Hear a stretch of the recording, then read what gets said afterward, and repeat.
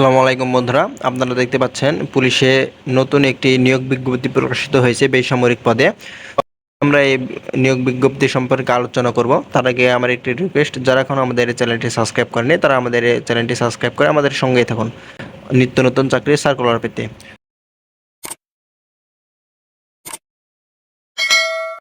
তো চলুন দেখে নিই আজকে সার্কুলারটি। দেখতে পাচ্ছেন শহীদ পুলিশ স্মৃতি কলেজ নিয়োগ বিজ্ঞপ্তি। পুলিশ হেডকোয়ার্টার্স কর্তৃক পরিচালিত শহীদ পুলিশ স্মৃতি কলেজ মিরপুর 14 ঢাকা অধ্যক্ষ পদের নিয়োগের নিমিত্তে নিম্নবর্তী শর্তে পুলিশ সুপার হতে তদ্রুদ্ধ পদমর্যাদা অবসরপ্রাপ্ত সহ আগ্রহী কর্মকর্তাগণের নিকট হতে আবেদন পত্র আহ্বান করা যাচ্ছে। হ্যাঁ, দেখতে পাচ্ছেন পদের নাম দেওয়া আছে, পদের নাম ও বর্তমানে স্কেল অধ্যক্ষ এবং বেতন আলোচনা সাপেক্ষে। এখানে দেখতে পাচ্ছেন পদ সংখ্যা রয়েছে একটি এবং এখানে দেখতে পাচ্ছেন যোগ্যতার প্রয়োজন হবে পুলিশ সুপার হতে তদ্রুদ্ধ পদমর্যাদার অবসরপ্রাপ্ত সহ পুলিশ কর্মকর্তা। তো এখানে সবাই আবেদন করতে পারবেন না, যারা পুলিশ সুপার হতে তদ্রুদ্ধ পদমর্যাদা অবসরপ্রাপ্ত সহ পুলিশ কর্মকর্তা রয়েছে তারা এখানে আবেদন করতে পারবে। এবং আপনারা যেভাবে আবেদন করবেন সেটি এখানে দেওয়া আছে। শর্তসমূহ: আগামী 19/9/2024 তারিখের মধ্যে AIG education, sports and cultural, Bangladesh police, police headquarters, ঢাকার ঠিকানায় ইমেইলে, এখানে দেখতে পাচ্ছেন ইমেল দেওয়া আছে। ইমেলে পিডিএফ এবং ওয়ার্ড ফাইলের সফট কপি অথবা ডাকযোগে অথবা সরাসরি আপনারা আপনাদের আবেদনপত্রটি পৌঁছাতে পারেন। এখানে দেওয়া আছে 2 নম্বরে বিজ্ঞপ্তি প্রকাশের তারিখ। আবেদনকারীর বয়স সীমা অনূর্ধ্ব 60 বছর হতে হবে।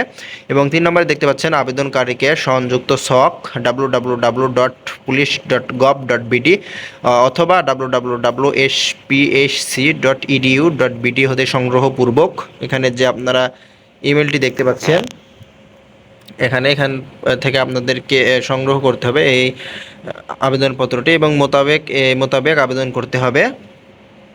এবং কর্তৃপক্ষ কোনো প্রকার প্রদর্শন ব্যতি রেখে যে কোনো আবেদনপত্র গ্রহণ বা বাতিল করার ক্ষমতা সংরক্ষণ করেন এবং নিয়োগ বিজ্ঞপ্তি প্রকাশের কারণে কর্তৃপক্ষ নিয়োগ প্রদান করতে কিংবা লিখিত বা মৌখিক কার্ড ইস্যু করতে বাধ্য থাকবেন না। নিয়োগ প্রক্রিয়ায় কর্তৃপক্ষের সিদ্ধান্ত চূড়ান্ত বলে গণ্য হবে।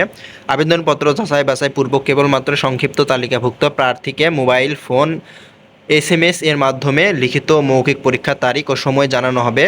কোনো তদবির বা সুপারিশ প্রার্থীর অযোগ্যতা বলে বিবেচিত হবে। তো আপনাদের এখানে যে পরীক্ষায় যাচাই বাছাই হবে এটি আপনাদের মোবাইল ফোনে SMS এর মাধ্যমে জানানো হবে এবং প্রার্থী লিখিত মৌখিক পরীক্ষায় অংশগ্রহণের জন্য কোনো ডি প্রদান করা হবে না। এবং এখানে দেখতে পাচ্ছেন খামের উপরে আবেদনকৃত পদের নাম উল্লেখ করতে হবে এবং চাকরিরত প্রার্থীদেরকে যথাযথ কর্তৃপক্ষের মাধ্যমে আবেদন করতে হবে।